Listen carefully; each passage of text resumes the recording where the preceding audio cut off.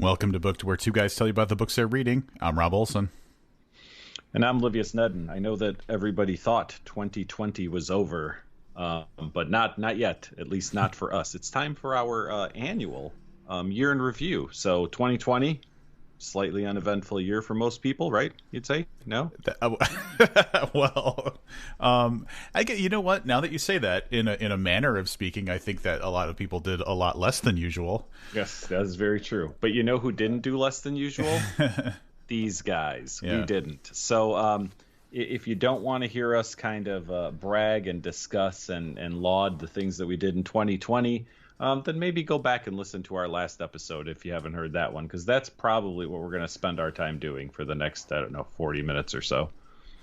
Yeah, longtime listeners of the podcast will know that I'm kind of a stats nerd, I'm definitely a stats nerd. And so I like to kind of put our effort into context, so you know for a fact that I have compiled information that we're going to kind of pick through, but we're going to try and make it less of a data dump, hopefully, and more of a fond remembrance of the good times of 2020. And if you're not following us on Instagram, I've started to kind of throw up. I'm not throw up like I'm not throwing up. I've started to put up things like information about like the interviews we've done throughout the year and stuff. So it's easy to see, oh, hey, that's a person I'd like to hear talk about their book or whatever. So I'm starting to add more content like that on our Instagram. So go over to Instagram and find Book Podcast and follow us. Hey, so you said you were going to have stats and stuff. Like, throw one out. Like, for example, what kind of stats are we talking here? Well, I would say that one of the things that I know that it bothers Livius if we don't do 52 episodes in a year, because there's, for anybody who's not familiar, like smart about calendars, there are 52 weeks in a year. We're a weekly podcast, so the goal would be 52 episodes. And I know there's been some years where we haven't met that. This year, 55. We did 55 episodes. We made up a little bit for a previous year where we didn't quite make it. That makes me very excited, because as a weekly podcast, I feel like it's important to at least get one out once a week. Yeah. Or like average out too. Because especially with like the kind of a tumultuous year, like sometimes we just needed a week off or things came up and we couldn't do it. So we definitely made up for it with extra content in other weeks. Absolutely. So, it's funny, and I'm going to get your take on this, and I don't want to make this a downer. I was on a conference call at work today, right? And everybody was kind of like, oh, 2020's over. Oh, hopefully 2020 will be much better. I woke up on the 1st, and 2021 looked alarmingly like 2020. Did you find the same thing? Yeah, I know why you prefaced it the way you did, because I don't want to be a downer about it either. But I don't prescribe to the idea that when the clock hits midnight, It's a reset. No, I never have either. That's why I've never really been one for New Year's resolutions or anything like that. I guess, okay, so here, I'll say it. I don't have a New Year's resolution. There are some things I've been working on for a little bit now. I just plan to continue. Do you have a New Year's resolution for 2021? No, I don't really do resolutions either. But, I mean, like, I again, because it's not a reset for me. I think that there are just ongoing things. I always want to read 10,000 pages in a year. Yeah, so there's things like that, but I can't think of one thing that is like 2021 is the year that I, whatever. Yeah. I mean, I want to do 52 episodes this year, but really it's interesting that you say that, because you go, I want to read 10,000 pages a year, and you really only use the calendar year to mark that year, because really It could be at any time, right? Like March to March. Right, yeah. It doesn't have to be a calendar year. It could be a whatever year. Yeah, but it's interesting, because I guess that's what we do, right? Like we mark a year from January to December, and that's how we measure things, like how many books we read or how many pages or episodes or whatever. Like, at no point have I thought to ask you, hey, from July of 2018 through June of 2019, did we hit 52 episodes? Oh, now you're freaking me out, because now I'm wondering if we hit 10,000 pages a year from our anniversary date, which I would be was that kind was of like my next. our fiscal. Yep. That's our fiscal year. That's how we're going to start referring to that. Yeah. So, yeah, but it's interesting. Anyway, I just thought it was. And look, quite honestly, I don't know how many of these people actually believe that or just felt they should say it because it was a work environment. And you know me, right? I said, hey, I find 2021 to look a whole lot like 2020. New year, same old shit. And then there's just a lot of silence around that. So. I think I found, and again, this is not something that we needed to spend a terrible amount of time on, but recently I found that I'm just like, I got to get to the next thing instead of like looking far down the road. So it's much more of like a incremental progress kind of thing instead of like a goal for the year. And that's kind of like, I think that some people might be traumatized by everything that's going on, and pinning your hopes to the turn of a year, it might not be the most helpful thing. But if you're like, man, if I can just make it to February, then you know, that's my goal right now. That might be a healthier way to approach things. That very well could be. I predict that 2021 for this podcast is going to look a lot like 2020 because I was very happy with the number of books we read, the number of pages, the number of authors we interviewed. So here's where I'd like to take a moment and ask you to throw out another stat. How many interviews did we do this year? We in 2020 we conducted 14 interviews. Actually, you know what? It's if you count our crossover episode with This Is Horror, it'd be 15. Mm-hmm. However, we did interview Josh Malerman twice. Oh yeah. So there's no hard number on that then. So it's somewhere between like 15 and 17. Well, let's do the math. So like if we interviewed. So, but there's two people on the This Is Horror thing. So yeah. Now I'm getting myself real confused. Yeah. So it's 14 minus Josh would be 13, plus the other two guys would be 15. But we already interviewed Michael David Wilson, so we interviewed 14 different people over the course of 15 episodes. There we go. Yeah. So some real. I think I'm going to use the word used. Some real bangers this year too, right? So man. I want to start a little bit with our crossover episode with This Is Horror, which was really, really cool. There haven't been many times where we've I don't know, it felt like a couple of teams, you know what I mean? It's usually us versus the interviewee, right? Yep. We wait for them to answer, we throw another question at them, but it was a lot more conversational, and there's only been a handful of times in the history of the podcast, and you know, coming up on 600 episodes soon, right? Where are we at? Right around 550 now? This is like 528, I think. All right. So, you know, over 500 episodes. What are there? 3, 4 where there are more, not counting like our holiday specials. You know, it's not a lot of times that we get to spend time and talk to two or more people on the podcast. Right. Yeah, that's true. Talking about bangers, though, so we definitely landed some bigger fish, I think, than usual. Like, and that is not to say anything against the fish that we already landed, who are excellent. Like, Josh Malerman is an amazing guest, and Stephen Graham Jones is an amazing guest. But one of the things that jumps out for me specifically, partially because I think it's the only time just one of us has conducted an interview, as opposed to the both of us. Mark Olshaker, who is the author of the book Mindhunter with John Douglas, but he wrote The Killer's Shadow, which I and Misty Bennett reviewed this year, and then also Misty joined me to interview Mark Olshaker. But this dude is like huge. The dude's legendary, and like one of the most like easy to talk to, and he like said your name back to. He knows how to talk with people. Like the way that he spoke, it was obvious that he was a very professional speaker, so that made the conversation good. But he also had tons of interesting stuff to say, so that one just kind of fell in our laps. But is definitely a highlight for me of 2020. Oh, for sure. If I had to, so small fish are tasty fish too. Uh, so I want to go back to the fish reference just for a second.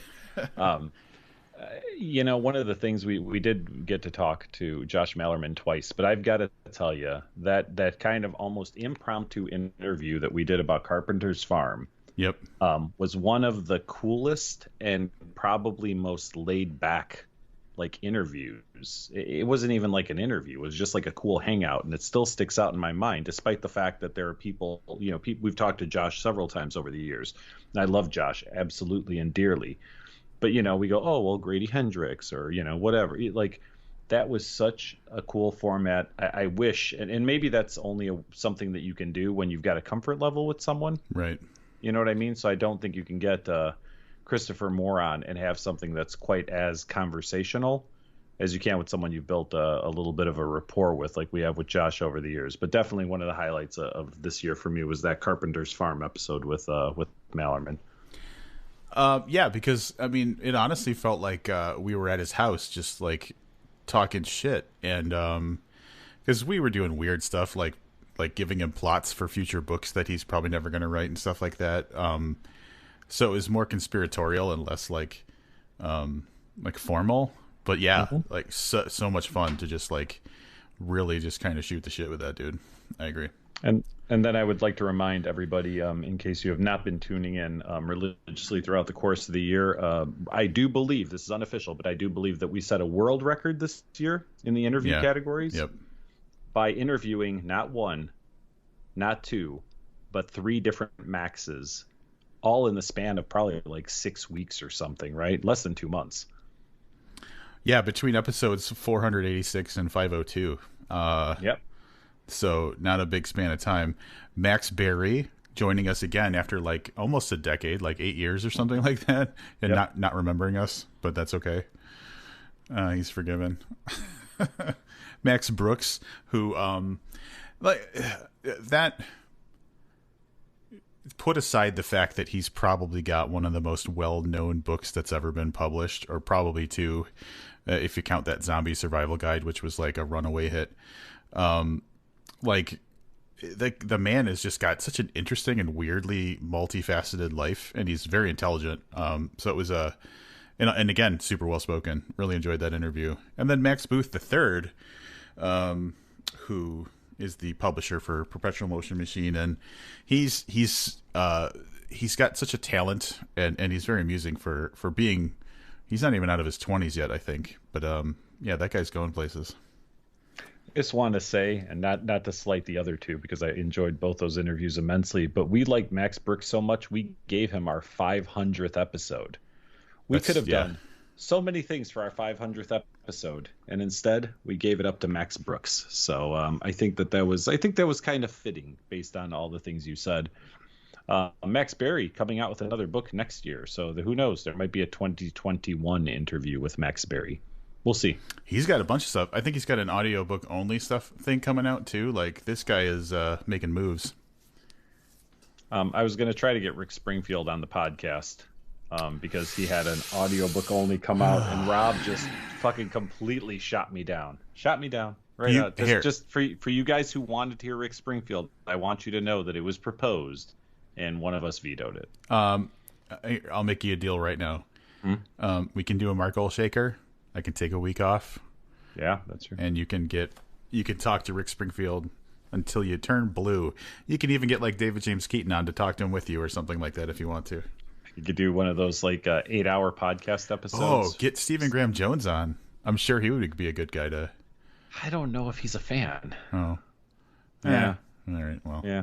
All right. Maybe when Vince Neil writes a fiction book, I will totally get Stephen Graham Jones. Another one of our interviews this year that was terrific to come on and guest host, and then just listen to Jesse, close friend of the show, shed tears while Stephen and I dig into Vince Neil and his fiction aspirations. You could always just have Jesse join, but I mean, I could do that too, I guess. I suppose that's possible.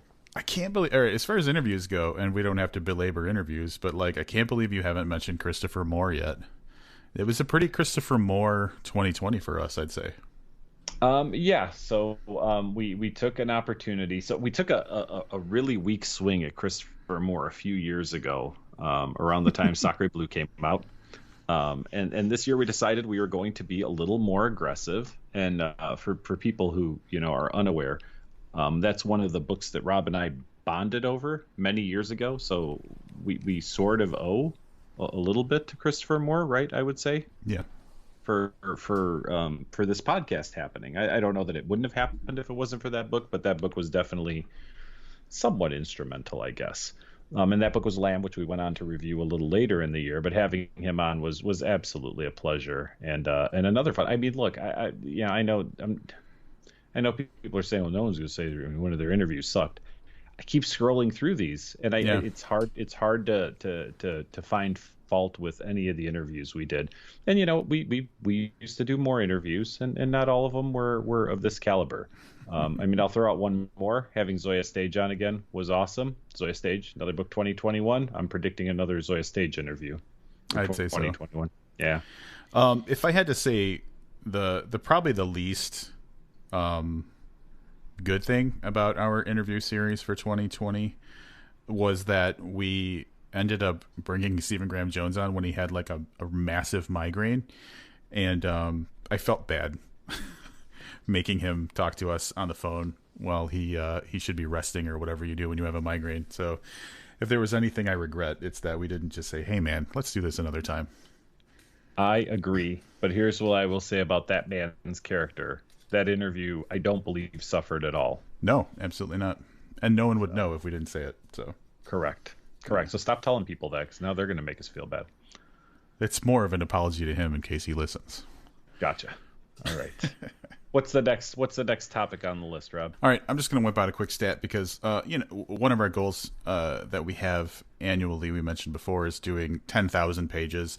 That's something that I kind of came up with pre-podcast as a good measure for like keeping a steady pace of reading throughout the year, and it's attainable. So all right, I'm gonna interject an anecdote. I was for my job, we do like little like video meetings in the morning, and one morning someone was talking about like resolutions or something like that, and he said that in 2020 he read 160 books. And he's like, I don't know, the only person around here that's probably done more than that is Rob. How many did you read, Rob? And I was like, what the hell are you talking about? I read like 41 or something like that. So then he clarified, he's got a big commute and he does lots of audiobooks. So probably like more than half of those were audiobooks. Yeah. The thing with audiobooks though is, I've taken, as I mentioned, a podcast on listening to audiobooks on occasion. I just started one today, actually. It takes more time to read an audiobook than it does to read a book, but clearly it's hard to read. Like if you're driving or jogging or, you're at the gym or something, but it's, that's insane because that dude was reading like a book every 2 days. Yeah. It's like 2 days and 6 hours or whatever. Yeah. Most of the audiobooks I've listened to average about 10 hours. And those are books that I would probably read in 6 hours or 5 hours, maybe. You know what I mean? If I was just reading them on my Kindle. Mm-hmm. So it does take significantly more time. I mean, I guess if you're a slow reader, maybe the audiobook's actually faster. I don't know. Yeah, and I wonder what kind of books, because I'm doing the math on that now. If he's doing a book every 2 days, and that's like a 10-hour book, that's 5 hours a day of listening to audiobook. That sounds a little bit suspicious. But you know what? I'll give you an example. Maybe he works out or, jogs in the morning for an hour, right? Then he gets in his car and maybe he can listen at work. Yeah, no, because you know him from work. Never mind. Yeah, but I say we don't know what he does, but you do know what he does. if he's doing the speed up thing, like can't you listen to like 1.5 speed? Yeah. So that might be it. Anyway, so I guess what I'm getting at is like for me, with a full-time job and being a lazy person and also like doing all this stuff to make the podcast happen, I feel like 10,000 pages a year is a comfortable target. But it keeps me moving. And then we've just kind of adopted it for the podcast. We hit that goal this year toward the end of the year. And with our 34th book of the podcast, we squeaked in at 10,121 pages for the year. So that is an average of 27.7 pages per day read. So that's like half hour of reading per day. I know you don't do it per day. No. But I try to space them out a little better. So really, Rob read 300 pages every Saturday for the entire year, or Sunday. And but yeah, it's 27 pages a day, which I think is a nice. I mean, if I were to set a timed reading goal per day, I would probably say half an hour. I think that would be a fair and attainable goal. So I'm very happy with that. 34 books divided by 52 weeks was 0.65 books a week. So better than half a book a week that we read. And then I know we both read a couple things off the podcast too. So not a whole lot, but yeah. Yeah, I went nuts on Douglas Adams this year for some reason. I read Dirk Gently's Holistic Detective Agency and The Long Dark Tea Time of the Soul, which are the two Dirk Gently books. And then I just started moving into The Hitchhiker's Guide to the Galaxy. I read a couple of those books as well. And then I also just randomly read Stephen Graham Jones' Mapping the Interior, which came out a few years ago, and I did get a chance to read at the time. So my total personal page count was 11,230, which I'm very happy with. As well, you should be. I am curious, and I know there's no good way to do this, but if you have a way that you could reach out to us, so if you have emailed us before, if you can comment on the YouTube video, if you can, there's really not a ton of commenting on any of the podcast sites. I'm curious as to what our listeners read. I'd love to know if they have an idea of how many books, not necessarily the pages, because I don't think most people track pages, so that would be kind of a bear to put together. But if you keep track of the number of books you read or some metric, we'd love to hear about it. We'd like to hear what the people who are listening to this podcast, how they treat their reading time. Yeah, it would be interesting. Because I think that we do allow ourselves to be weighed down with like stuff, but also like, I got to tell you, it's real easy to just like watch an episode of Justified as opposed to, so like there is that struggle, and like there's a little discipline involved with wanting to just sit down and read. Yeah, and I have a harder and harder time, mostly due to the internet. Pre-internet, or when the internet was a place you only went when you were specifically looking for something and not a place you spent all your time. Right. 52, 55, 57 books was an annual thing, and with ease, like not pushing it, like just the normal course of my life. But yeah, I mean, smartphones probably killed that for me. If I had to sit in front of a computer to do all the dumb things I do online, I probably wouldn't do nearly as many. I'd be able to read more books and not spend time, my thumb, I think I might have some kind of carpal tunnel in my thumb from scrolling at this point. So what you're saying is that you would watch fewer like bear webcams? Not like 100% fewer bear webcams in my life. If I didn't have the animal, not both. Doesn't matter. That's fair. Yeah. So I'm gonna pivot a little bit, and one of the things that we would usually do in a year in review is talk about like the awesome conference that we went to, and like all the booze the food we had, or the booze we drank, or the people that we hung out with. And obviously that's not gonna happen. I had paid to attend Book Expo in New York City.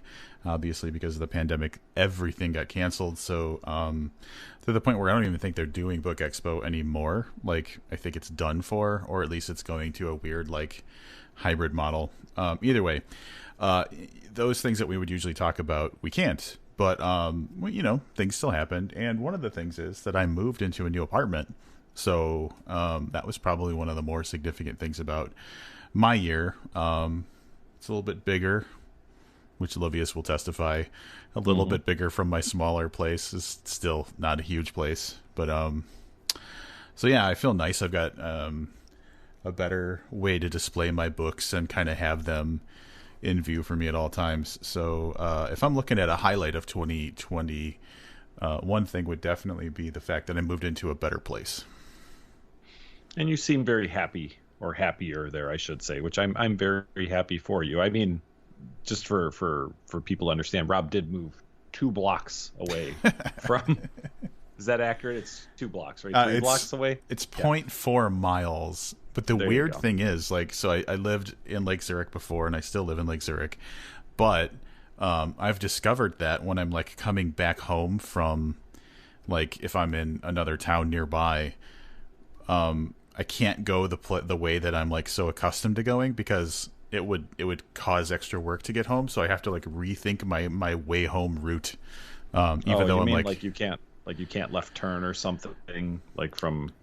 Is that yeah, what you or mean? like the road that would dump me out close to my apartment now dumps me out on the other side of where I want to be, or like that kind of thing. Gotcha. So it's more. So I have to, like, even though I barely, I could walk to my old place, it has completely rerouted the way that I drive around places. That is that is funny. If Book Expo, all right, here's what I'll say. I understand that we're all doing the best we can in these uncertain times, but god damn it, man, one thing that really has happened is all this video conferencing and people trying to have events online Yeah. via, Zoom or Skype or Teams or whatever. I'm really okay with all that ending. So Book Expo is like some kind of online chat room, and there's like 50 people and little cameras. I think we should boycott it. Yeah, I just don't.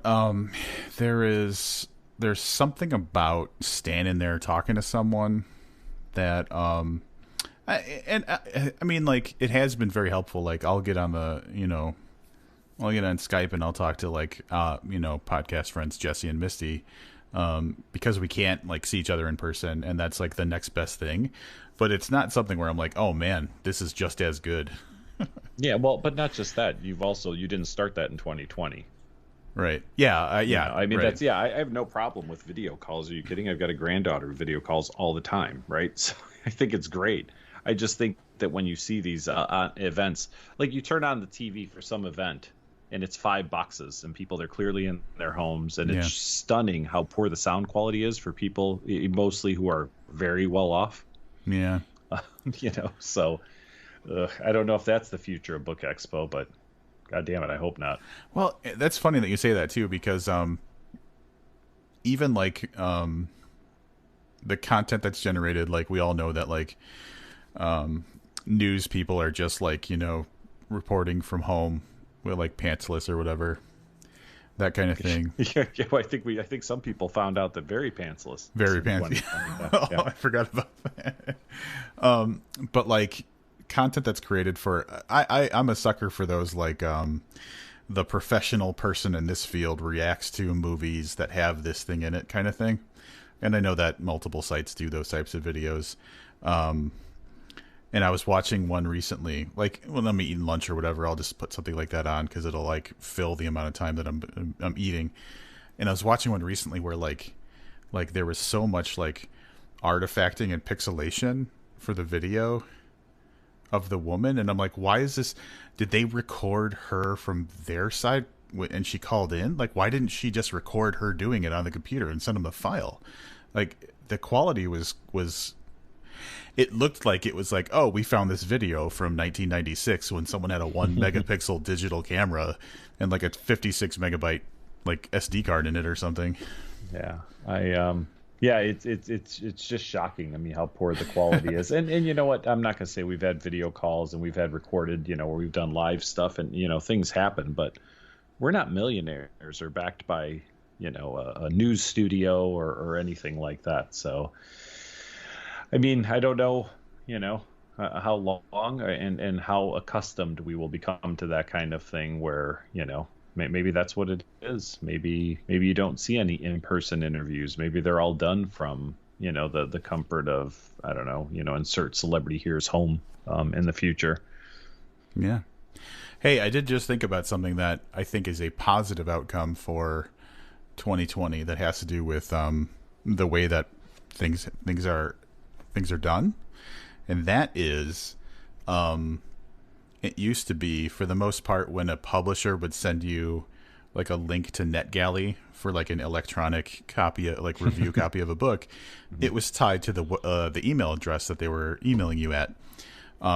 Which, when you have two people doing a podcast that both need to read a book and then a podcast related email, it just gets really confusing and it's not easy. But since it's been tougher to send out physical review copies of books, they've largely gone to a format where they just send you a link, and then it's like kind of an open link to use. And that's great, because like we'll get one of those links and I'll just click on it and send it to Livius's Kindle, and then I'll click on it and I'll send it to my Kindle app, and it's so much nicer. And it's because they can't send out the physical review copies as well, that they're like, I have to imagine that someone was just like, it's such a pain in the ass to make all of these individual links, or maybe like they don't have the ability to, like they have a capacity or something. Regardless, way better the way it is now. Can I tell you that that could be so confounding that I think they got tired of the complaints and people emailing them and messaging them and asking them how they're supposed to operate a NetGalley. What was the other one?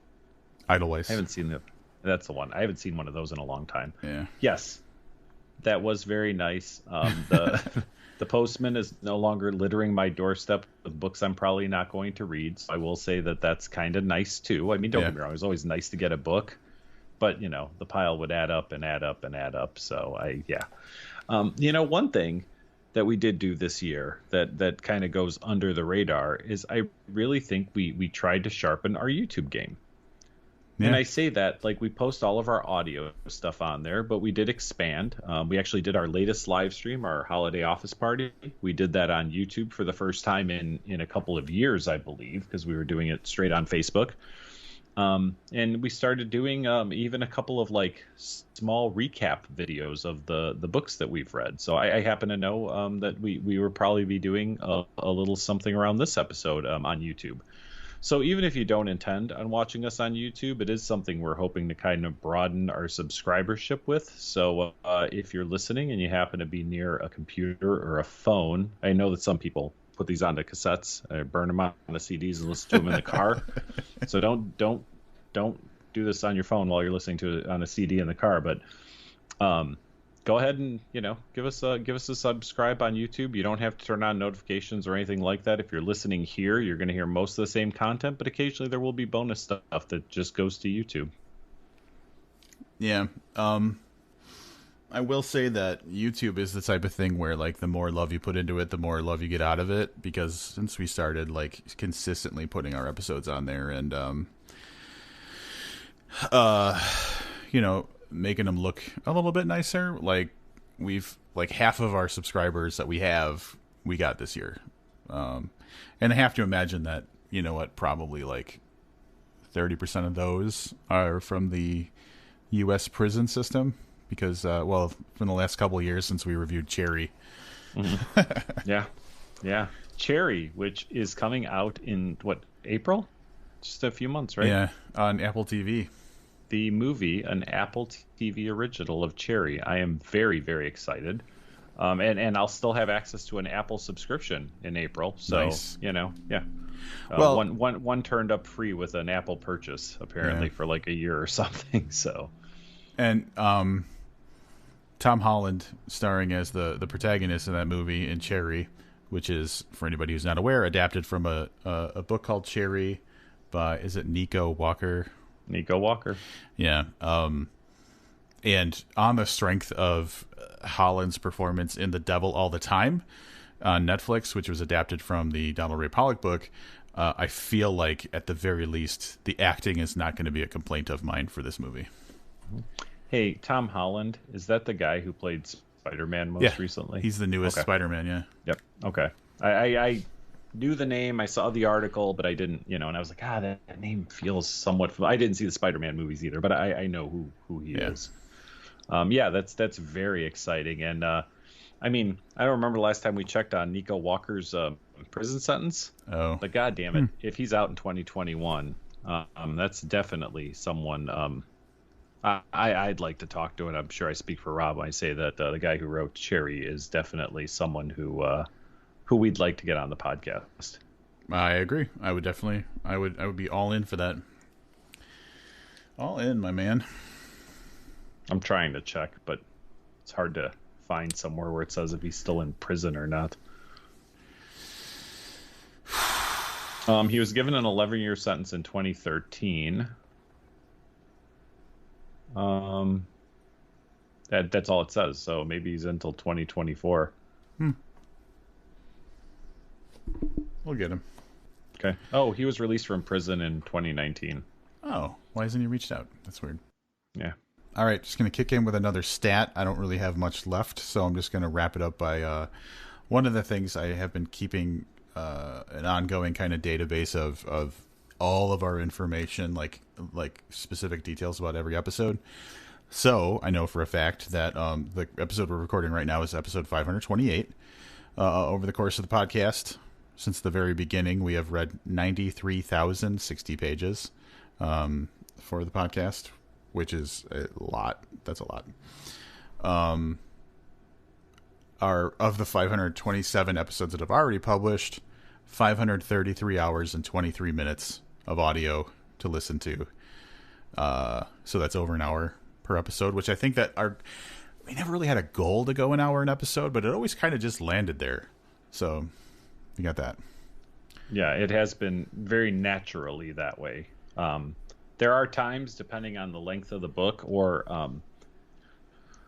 not the quality of the book, but I guess the discussion worthiness of the book. Like there's some books you just can't talk about for a long time, you know. But yeah, I feel like there are plenty of times where we nailed, within 5 minutes of an hour without even looking at a clock. Yep. I'm doing a little counting right now. 57. Oh, all right. So spoiler talk I wanted to talk about really quick as well. We have done spoiler talk for 69 books. Nice. And that's a total that's a total of 20 hours and 53 minutes. So if you wanted to listen to everything that we have published, it's over 550 hours. Yeah. And spoiler talk's available for our lovely Patreon supporters. And we do that, more often than not lately.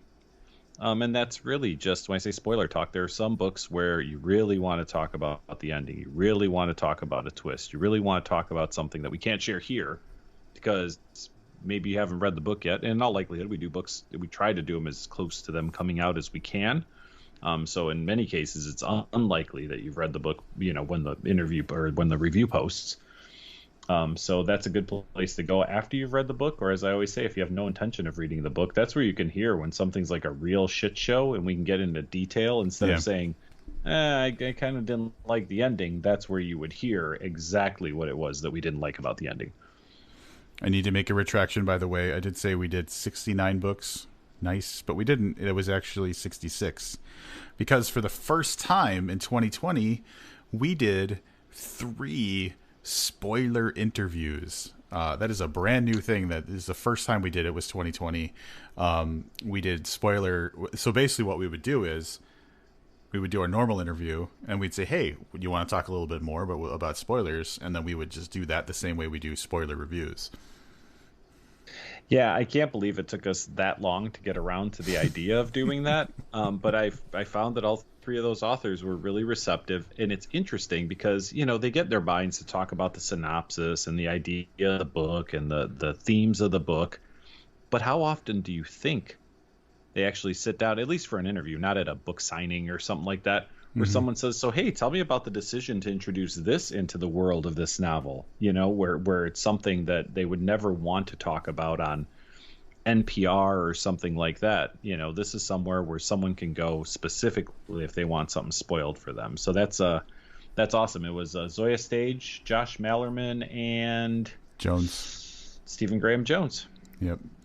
And especially the Mallerman one. Like, I feel like, again, it's that kind of special Mallerman discussion. He has his mind is just very like open and kind of always processing.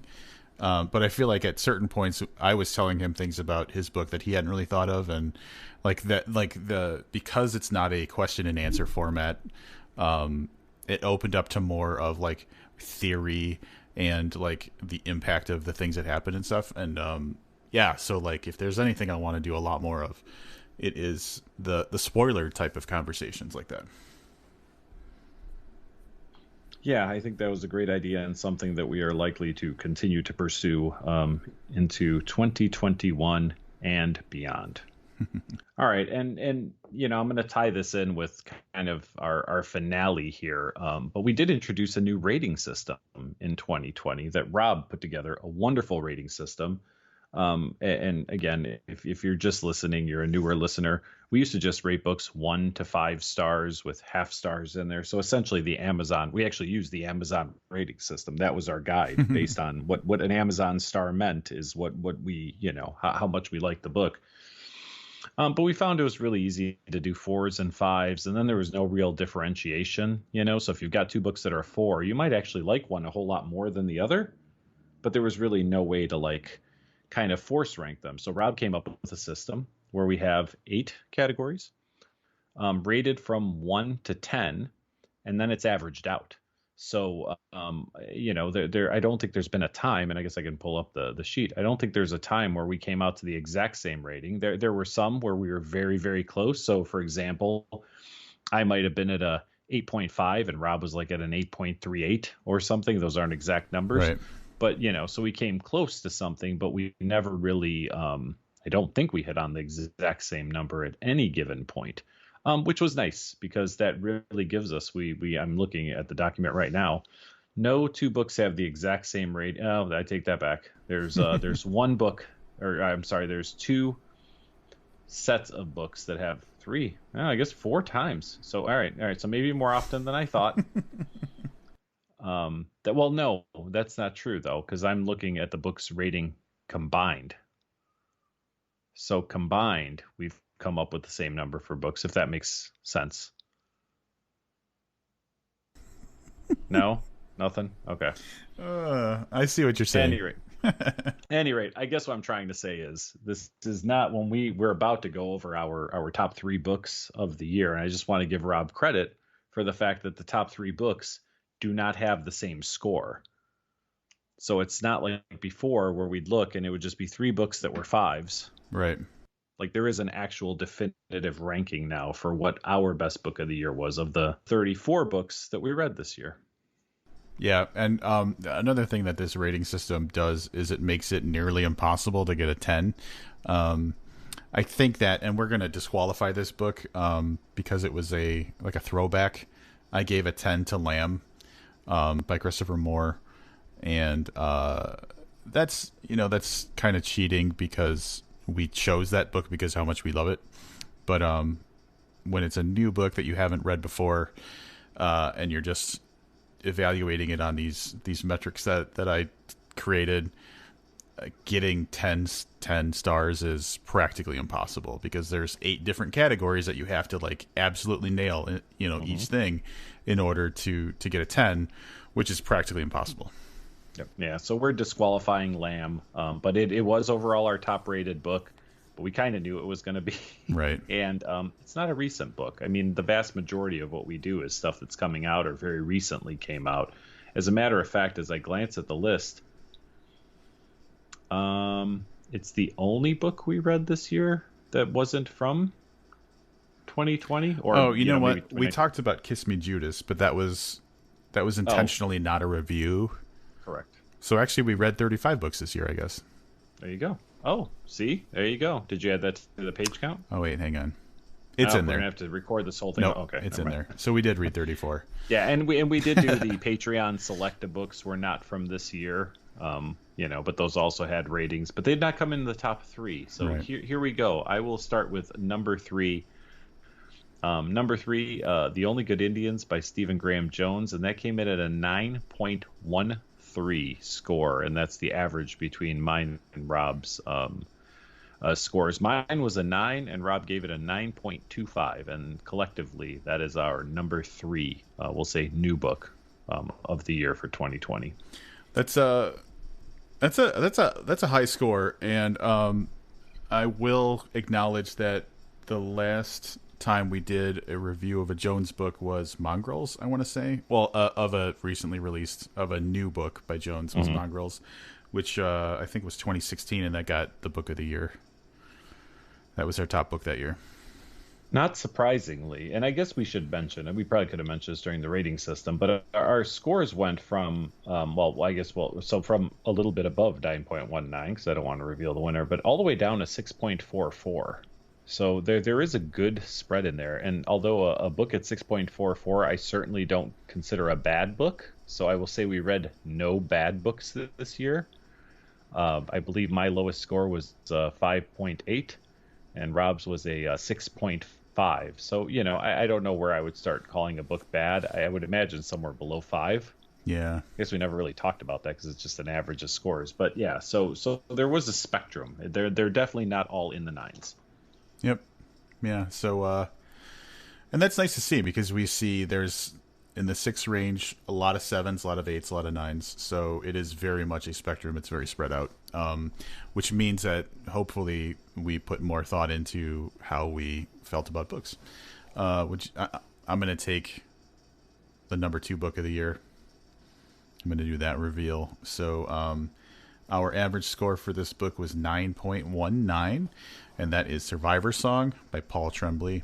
An awesome book on its own, but then cool for other reasons because it incorporated characters from, previous books. But that thing was just a nonstop, just like the pace of it was crazy because it took place. It does the thing Livius likes. It takes place in such a short amount of time, like time dilation almost. Like we spent more time reading it than took place. The book took place over. Yep, for sure. And it takes, I still believe it takes a certain talent to do that. I don't think just anybody could pull off a book, make you think that it was only, 4 hours long when it takes you 6 hours to read it. And it took the author, God knows how many months to write it. So yeah, an excellent book and a longtime friend of the podcast. I'm glad for Paul's continued success. He's an extremely talented writer. And in just a few short weeks, we will be doing a combination new release throwback as The Little Sleep is re-released, and that's slated for us. I think it's the 3rd week of January. Yep. Yeah. Excited about that. Very much so. Just so that people know, so I said 9.19 overall.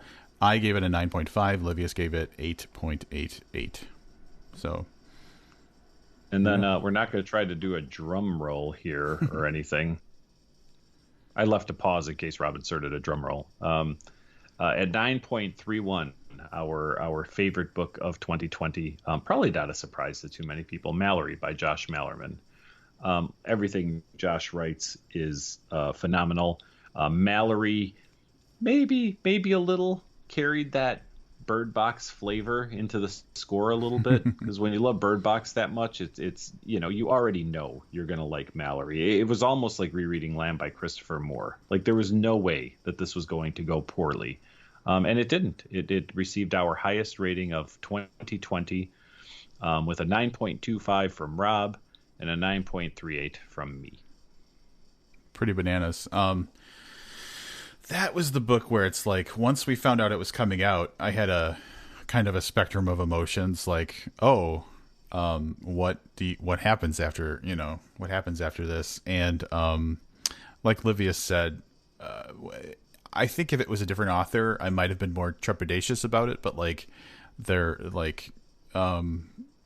Malerman's brain is just kind of it seems like it's more just open and weird to creating better stories than other people. I don't know. But anyway, it inspired confidence that whatever came out was going to be pretty cool. Yeah, and in retrospect, the nice thing about it is that Bird Box didn't need a sequel. It didn't end on a sequel, on a sequel note. It really ended with, not to spoil anything for anybody, but it had a very, very clean ending. But yet Josh Malerman figured out how to put out another just terrific book from a book that didn't really leave itself open to having a sequel, in my opinion. Right. Totally. Now, we did our top three because top three is usually what we do. I'm going to acknowledge that. All right. So my top three are the same as the top three for the podcast. Livius actually rated The Loop by Jeremy Robert Johnson, second highest of the books that he read or that we read. So this is a door that I think we need to open because, like, I'm flashing back to 2017 where we read so few books that it was hard to find the ones that were like, you know what I'm saying? There was so little to choose from that, like, the couple of obvious ones boiled to the top and everything else was kind of middling.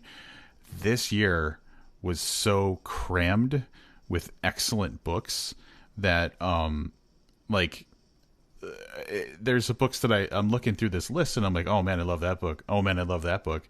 And just because they're not in our top three doesn't mean that I wasn't, like, terribly excited, first of all, to get the book, and then after having read the book as well. Yeah, and in some cases, a book may have been very enjoyable for one of us, and maybe the other one received it a little poor, and it was enough to bury it to like 10th place, So, as I look at some of my favorite books are not some of Rob's favorite books, and there's enough, like, if you look at our personal rankings, there are 3, 4, 5 place splits on here, and in one particular case, I believe a more significant split than that. Yeah. So I was talking about Anxious People, which I really liked, and you really didn't. Yeah. Yeah. So, I mean, we had almost a full 2-point split. I think that was our farthest, this year that we really were like that old married couple where we kind of like the same things at this point. Right. So, yeah. Yeah. And I'm just going to throw out names of some stuff that, like, I'm just going to throw out a few more book names is what I want to say. Wonderland by Zoya Stage. Absolutely so happy. The 2 books we read by Craig Walwork were both just standout. Piranesi by Susanna Clark was an absolute surprise and a delight. It was such a good book. Almakatsu's book, obviously, was very good. Grady Hendrix, that crazy vampire book. There's so many, like, just amazing things we got to read this year. And Mexican Gothic by Silvia Moreno Garcia, I really enjoyed. Yeah, and I mean, we did a little bit of newer authors, so we were trying to inject some people we haven't reviewed. And it doesn't get any fucking easier because, I look at 2021 and I look at Stephen Graham Jones has got a book coming out. I just mentioned we're going to do Paul Tremblay again. Grady Hendrix has got a book coming out. Zoya Stage has a book coming out. So we're going to keep going back to that well a little bit. But I am very excited, and Piranesi is what really sparked this for me is, a Susanna Collins book, who someone we've never read before, on or off the podcast. And again, what a pleasant surprise that was. Almakatsu was new for us. We did do Blake Crouch, but that kicked off as a book selection from our Patreon from Misty Bennett, who's one of our Patreon supporters at the level where you get to pick a book that we review. We did Frederick Botman and Bentley Little and Alan Warner, our other pick of the year, Jesse's pick for The Sopranos, Raymond Fleischman. So it was nice to get some new blood in, and I'm hoping that 2020 will bring us more of that, more people that can be our favorite. Yeah, I agree, and I think to a certain level, the pandemic affected what we chose and how, and what was being promoted, and probably even what was being published. So things got delayed, things got bumped up, things probably got pushed out of this year. So, like, just imagine all the bangers that got delayed because of a pandemic that we could have read, that that maybe we're getting in 2021. But overall, I think that we took a lot more steps into uncharted territory. I think because we had those tentpole authors, we knew we were going to be able to read that we'll really enjoy as well. So it was a nice mix. It was a good blend of familiar faces and new people. Though something you just said struck me as odd. Like, I understand why movies pushed stuff back, right? Because theaters closed or barely open or whatever. Why wouldn't you just release a book when people have limited things to do? I think from a publicity standpoint, I think it was more logistic than anything, like getting adjusting your infrastructure to how you distribute things and how you like publicists working, like the teams that are working from home and all that. I think it just got there was just a shift because of that. If I had to guess. Based on our conversation earlier, what you're saying is they couldn't get someone a $23 webcam and a shitty microphone. Like they couldn't. That's pretty much yeah. They well, all right. So like you work in a specific industry where you know how things get affected. Yeah. No. I do. I just like I said, I was thinking like, what better time than to get people to read more books when movies are out? At least going to the movies is out, and Netflix is basically rehashing old stuff. You know what I mean? There wasn't even it didn't feel like there was a ton of new stuff coming out on the paid services. So, but hopefully the book industry has gotten its act together. It feels like maybe it has, and that 2021 will be a more I would say profitable, but I don't mean profitable for them. I mean profitable for us as readers. A more abundant year for great literature. But I'll tell you, I'm very, very pleased with the selection we went through in 2020, and hopefully you guys took some of our advice and read some of those books too. Yep. Before we wrap it up for 2020, obviously we want to thank everybody who's been listening to us, all of our new supporters on Patreon, as well as like our new subscribers on YouTube and stuff. So I'm just going to do the little pluggy stuff really quick. If you're just hearing us for the first time, we have a YouTube. You can find us on Apple Podcasts, Google Podcasts, Amazon Music, Spotify, Stitcher. Like Livius will just show up at your house and kind of tell you what he remembers from episodes if you live close enough. There's a lot of ways to get our content, I guess is what I'm saying. And then also there's our Patreon, which I will plug.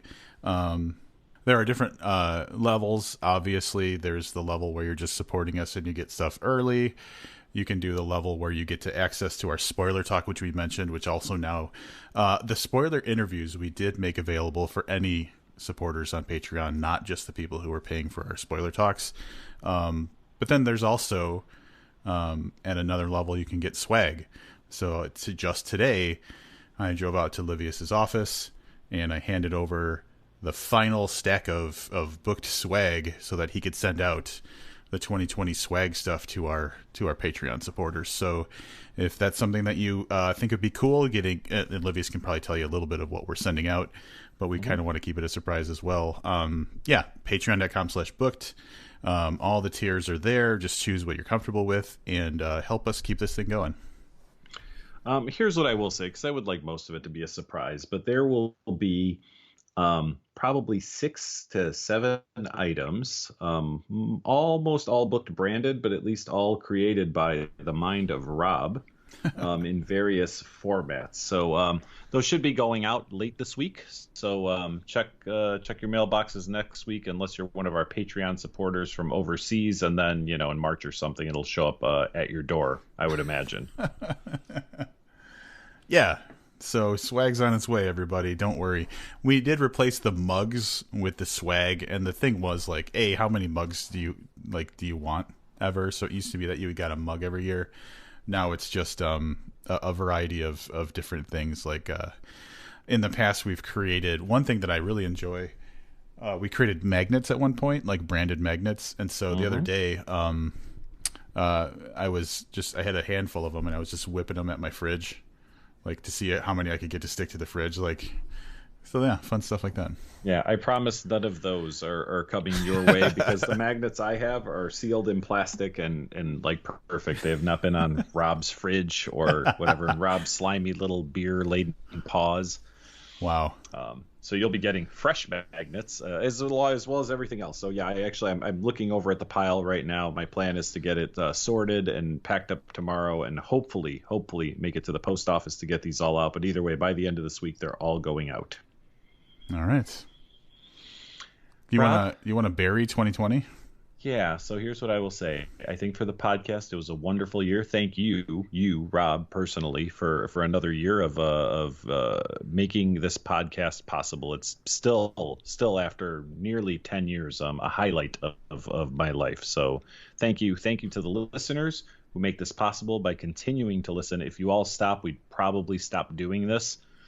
But as long as one of you is listening, we'll probably keep going. So thank you. And thank you to our Patreon supporters who make it a little easier for us to be able to do this by letting us cover, the financing required to do the podcast. So thank you. Thank you to everybody. Well, I would be a dick if I didn't thank you back. And I want to go back to, I feel like Livius kind of set me on a path of, like the types of books that I appreciate and opened my eyes to some authors that maybe I would know about otherwise. So like a lot of the reason that maybe the flame I have inside me is there is because of you. So thank you, obviously, for that, and then everything that came after that. All right. I'm going to tell you what the first book of 2020 is, and I guarantee it's going to catch most of you off guard. There's probably some books that are coming out and you're like, maybe Booked will cover this for their first episode, their first review of 2020. Nobody could have predicted this one. Casino Royale by Ian Fleming, published in 1953. It is the first James Bond book, and it paved the way for a further 11 novels and 2 short story collections by Fleming. I don't think we're going to get to all of those, but we're definitely going to get to Casino Royale, and that'll be our first review of 2021. All right. That is going to wrap it up for this year in review episode. Thanks for joining us all of 2020, and we're looking forward to so much more in 21. Until next time, I'm Rob Olson. And I'm Livius Nedden. Keep reading.